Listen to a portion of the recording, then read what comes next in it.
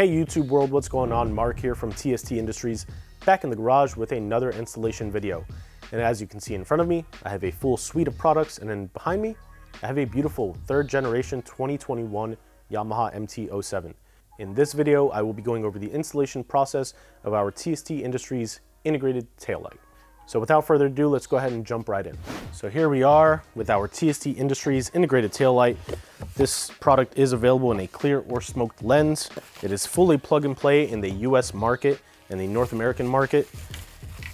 Fully programmable and all good to go. If you want to find out more information, be sure to read the product page. Read it in full detail anyways, make sure you understand what you're getting. Now, this is the same exact model as the previous generation MT-07 tail light. However, on the 2021 model, they have changed the turn signal connectors, which will go from here to here. So we include this sub harness free of charge when you're purchasing. Please make sure you select the appropriate year. If you have a 2018 model and you are upgrading to this model, the 3rd gen, you can reach out to our customer support team and they can help you out getting a pair of these. In the future, this tail light will include 4 turn signal connectors, and you will just simply choose if you need these or if you need the new connectors. So without further ado, let's go ahead and jump right in. Like I said, this tail light is fully plug and play, and it's a pretty easy installation. It is a little involved with removing body panels and such, so bear with us. To begin, you want to take your key and remove the passenger seat. You're going to lift up and then pull back. And in case you didn't know, there is some of the tools you will be needing. There's a 5mm hex key, Allen key in there. You will need that to remove the passenger seat. We're going to grab our tool, and there are 2 bolts holding the rider seat in place. We're going to remove those. Once you remove these bolts, you will be able to lift up on the rider seat towards the rear and then pull back towards the rear of the bike, releasing it from this hook, and you're all good to go. Now, with the rider seat and the passenger seat removed, we can focus on the hardware we are going to be needing to remove.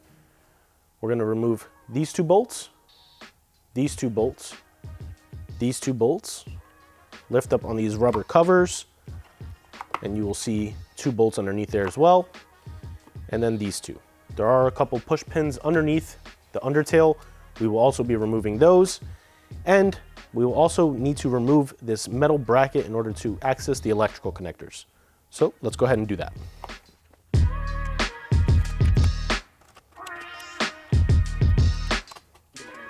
These 4 bolts on the rear are all 4mm heads, so be sure to keep that in mind. It's also important to note that these 2 holding the taillight to the subframe actually have a metal collar on them. Sometimes they remain in that gasket, but you can simply remove them. You will need to reuse those when reinstalling our new taillight. Now, with our 4mm tool still in our hand, we can focus on removing the 2 forward bolts. With all those 4mm bolts removed, we can focus on removing these 4 black ones and then these 4 silver ones. So we'll start on the rear.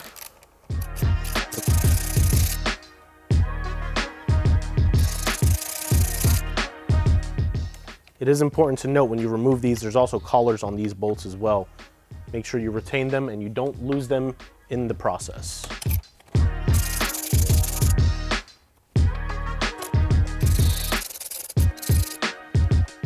All right, with those 4 bolts removed, technically you can begin sliding these panels off.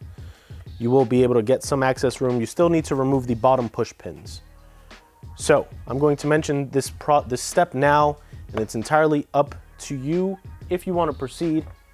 But there are 2 bolts located on the front portion of this subframe area near the gas tank. They are holding this panel in place. If you don't remove them, when you release the push pins and pull apart, everything is going to kind of just hang there. If you do remove them, as I'll do with this one, it is a 4mm bolt. If you do remove them, you will notice that with this one removed and this one not, once I remove these push pins, this side will completely fall off, and this side will just be hanging by a bolt.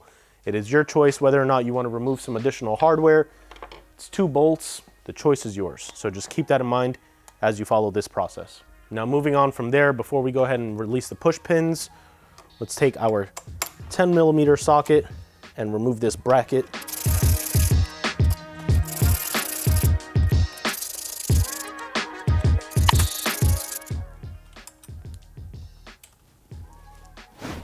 Now coming underneath the bike, you can see there are 2 push pins. There are 2 on the opposite side and 1 in the center. We're going to remove these using a small pick like so, or a small tool, even your finger, that might work. We are going to reuse these 2 bottom ones and this center one. But if you are installing our fender eliminator at the same time, these will be replaced by clips we include in our kit. If you're not installing our fender eliminator when installing this tail light, you will reuse these as well.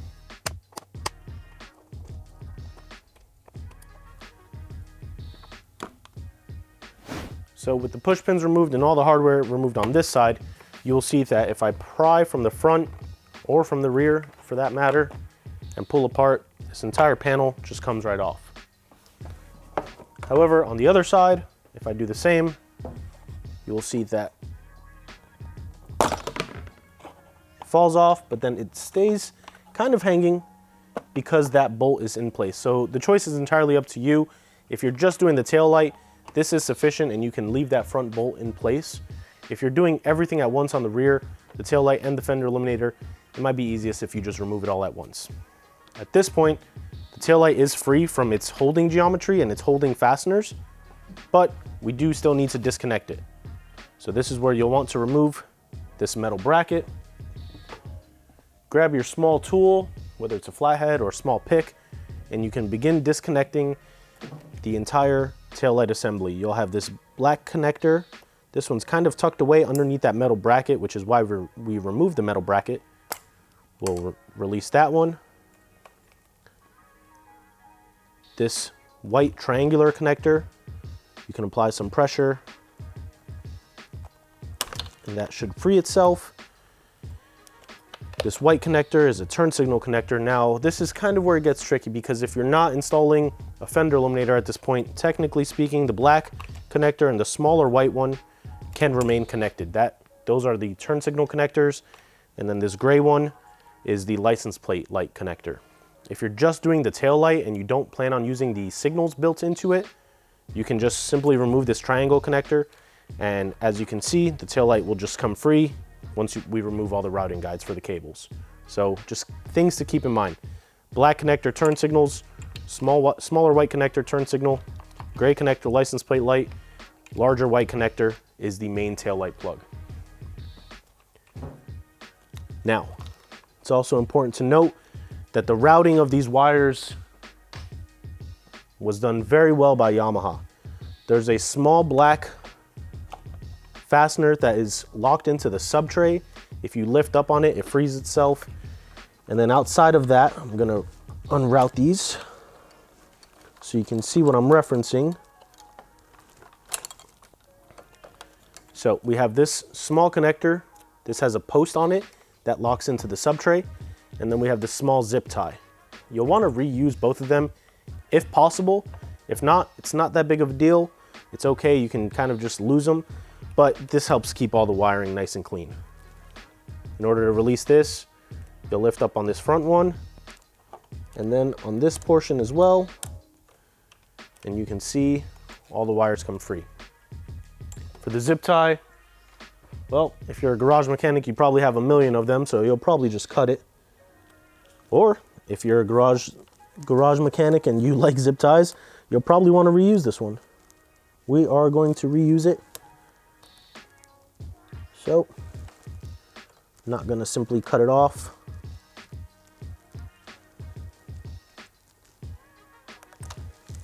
Voila. With those 2 cable management ties out of the way, we can find the main connector and remove the tail light. Now, you do have this rubber gasket that will be reused on our tail light, along with some of these fasteners. So we have these metal clips We'll remove those. Then we have these rubber O-ring, rubber gaskets. We'll remove those from the side of the tail light. And then the two on the top. All of this will be reused on the TST Industries tail light. So please keep that in mind before you just throw this away without removing them.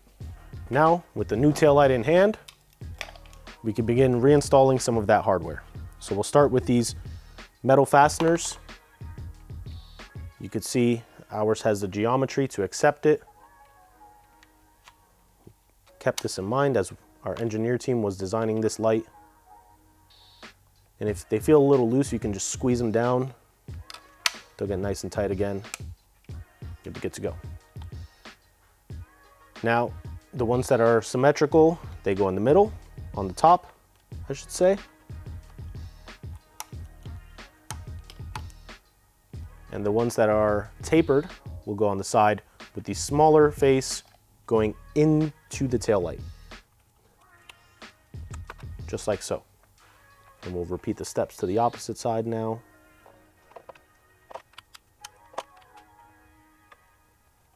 If you have big hands, big fingers, maybe the use of a small tool will help you. Just make sure you don't puncture these and then tear them, because then the tail light might wiggle around, your tail fairings might wiggle around. So there we are. At this point, if you're watching this video and you're in the US and you're using our return signals, you'll want to grab the provided sub harness, unless you're watching this video after we've made the change in manufacturing and it has the 4 turn signal connectors already installed. If it doesn't have the 4 turn signal connectors installed and you have a baggie of a sub harness, harness 1002, you'll remove that harness from the provided bag and you can connect it. It doesn't really matter which direction, which plug goes on which turn signal connector, I should say. 1. And 2. There we are. Now, if you're outside of the US, we haven't verified the turn signal type. We do have reason to believe they are these 2-position connectors on the rear. We have seen cases on previous models of Yamahas where they're just bullet connectors. Keep in mind, we're in the US. We don't have access to international bikes until issues are brought forward, and then we kind of have to find a solution. So just keep that in mind when you're shopping with us and when you're installing this. If it turns out that they are just bullet connectors, you may have to just cut some wires or do some custom splicing. At this point, whether or not you are using the turn signals on our tail light, you can begin routing the wires through. So all 3 connectors, you're going to snake through the rear of the bike. Just snake them all the way through. And once they're through, we will carefully reuse the routing cable routing ties. But before we do that, we want to secure the tail light in place so it's not just flopping around. You're going to grab your larger silver bolts with the 4mm head and the metal cylinders, and you are going to hand thread them into the bosses on the subframe. You don't really have to crank them down. You could kind of just put them there as placeholders while we route the cables and clean up this rat's nest. Perfect.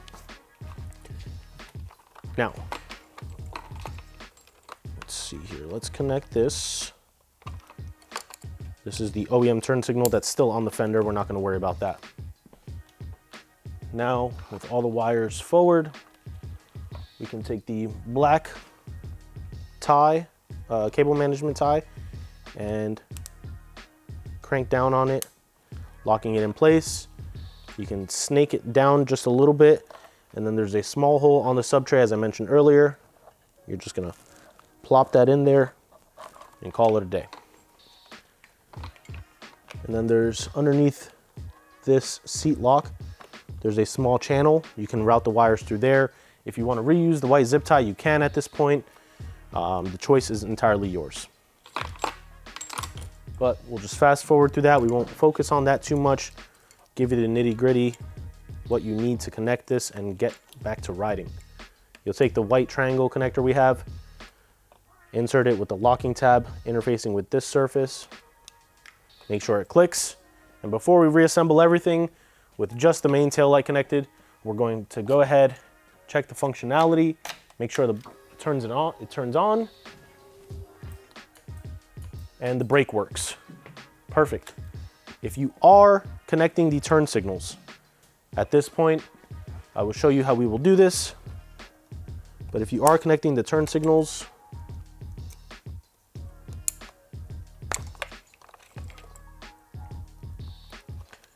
you will then take the 2 additional connectors, and the colors are arbitrary, so don't get lost in the sauce there. Let's just focus on what we're doing. You're going to take the white connector, and before you actually seal everything up, check your turn signal. The white connector is the right turn signal, and as you can see, it's flashed. Well, I don't know if you can see it on camera, but the left turn signal in the tail light is flashing. So we have them crisscrossed, and this is why you want to keep everything open so you can access it easily.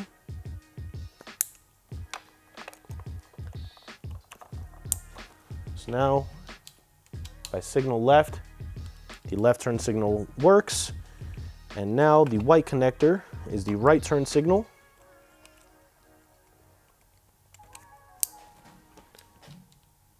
And voila, we have signals, we have running light, we have brake light. Everything's good to go. At this point, you can reverse this entire installation process and button everything up. Because we are going to do that, we're going to speed through this process now. These 2 wires that are left behind from the OEM turn signals, along with this final connector from the OEM tail light, will be pushed aside, as they will be removed. So we have those pushed aside. We could focus on cleaning this up a bit, tucking everything down in the side here. And at this point, if you did retain that white zip tie, or if you have some zip ties laying around, you can install them at this point to keep everything nice and tight. Yamaha did provide a nice little channel in here to keep all the cables in place. So that's nice and thoughtful. We'll leave that aside and begin the reinstallation process. We'll start by taking the metal bracket we removed and the 4 bolts that were holding it in place.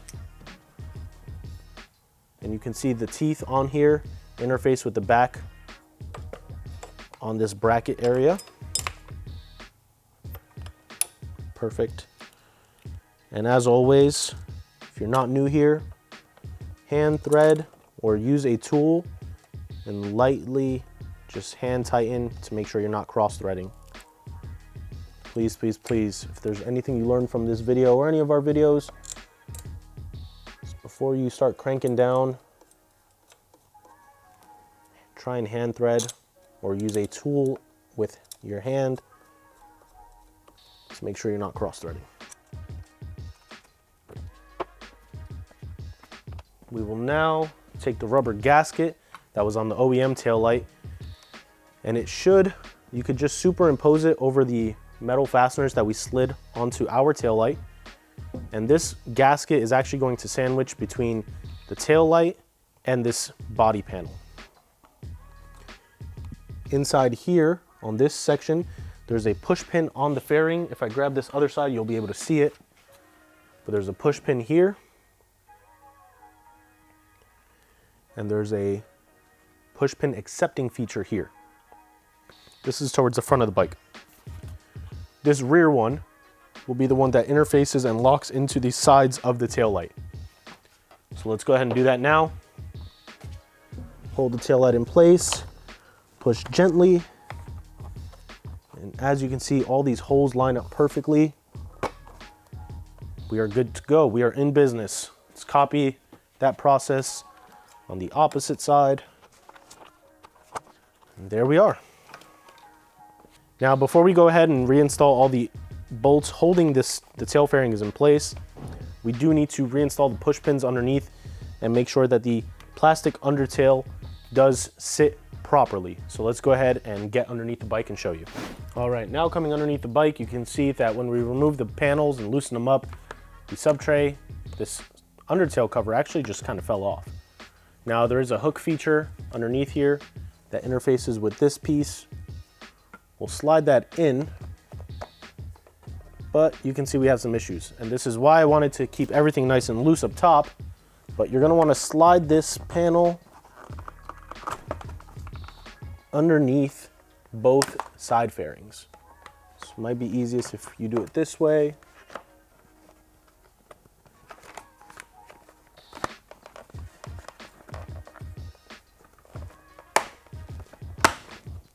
There we are.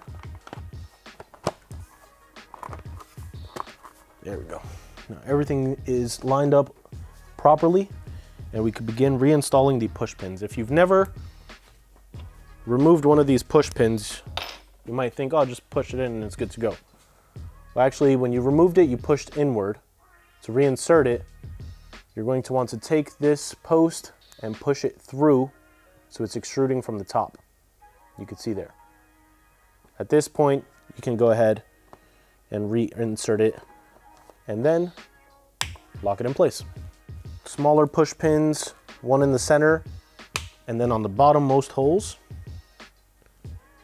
And the larger push pins will actually hold this cover in place that mounts onto the OEM fender and kind of covers this underneath for whatever reason Yamaha decided. It's kind of just an aesthetically pleasing piece. But the larger push pins with the texture on them will lock that piece in place. Now with this all buttoned up underneath, we can tighten the bolts on the upper side of the bike, close this entire seat section up, and go out for a ride. All right, at this point, if you did remove this front bolt, you can go ahead and reinstall it. It does have a shoulder on it, so as you're tightening it down, make sure that it's locking properly into the feature, and you'll be good to go. Now we can take the two silver bolts that hold this in place. They have a flat face on them. You can begin hand threading those. And then take your tool and tighten them down.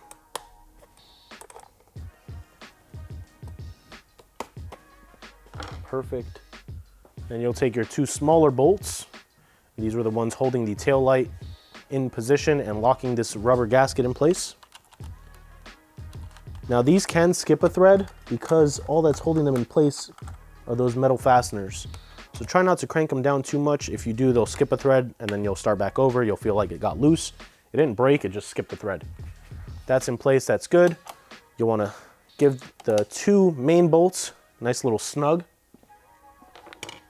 And lastly, we will be reinstalling all of the larger black bolts that are locked in place. Now these all have a collar on them, as I mentioned earlier. Might be easiest if you insert the collar first and then the bolt. As you can see, I'm using the tool, but I'm using my hand to tighten it to make sure it's not skipping threads or anything like that. Repeat that step. Lift up on this cover and on this cover.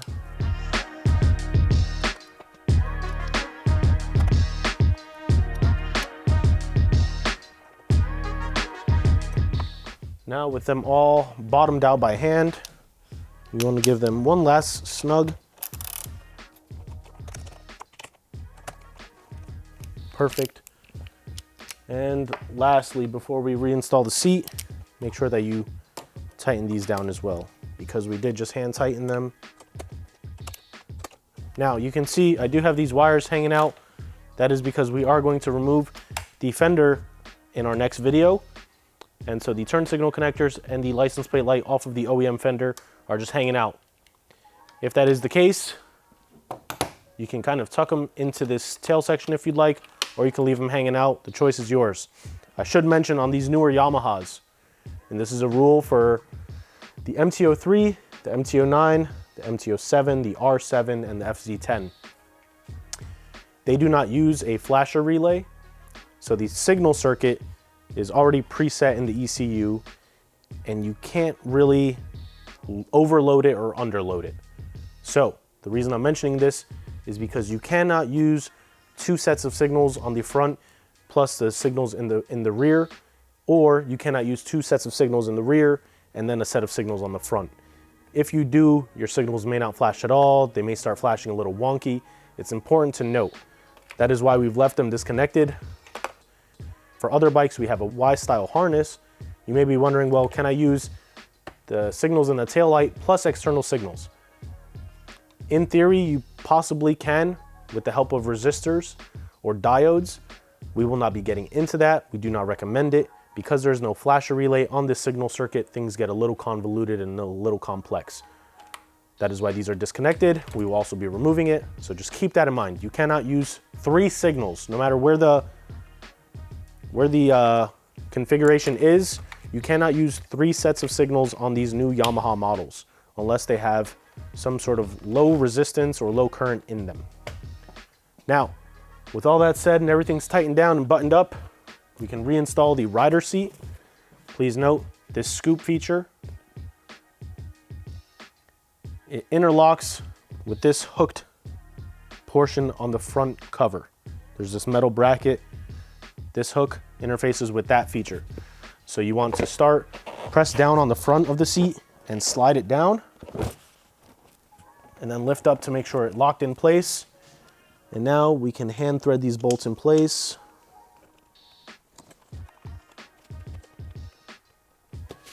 We'll take our 5mm tool, whether it's a tool you own or the tool that is provided on the passenger seat. Choice is yours. Make sure it's nice and snug. And lastly, passenger seat. Slide forward, press down, give it a good old slap, and this is all buttoned up. Now, before you go out for a ride, I do always stress, check your work. Make sure that all of your intended functions are operating properly. There we have a running light. You can check the brake. Looks like that's working. You can throw the hazards on if you'd like to check both signals, or you can do them individually. It looks like everything works as intended. So this installation is complete. As you can see, it did change the rear of the bike, cleaned it up quite a bit, and now your turn signals are built into the tail if you're using that option. We do still have this giant fender installed, which we will be removing in our next video. But be sure to check us out, tstindustries.com, if you're interested in this product or anything else we may have for this third generation 2021 Yamaha MT-07. Or if you have another bike that we support, be sure to check us out. Link is in the description. Be sure to follow us on Facebook, Instagram, Twitter. Hit the subscribe button if you haven't already. Turn that notification bell on. If you want to check out some sweet merch, stop by our merchandise section on our website. For now, I think I'm going to take this out for a ride and go have some fun. This has been Mark from TST Industries. Catch you guys next time.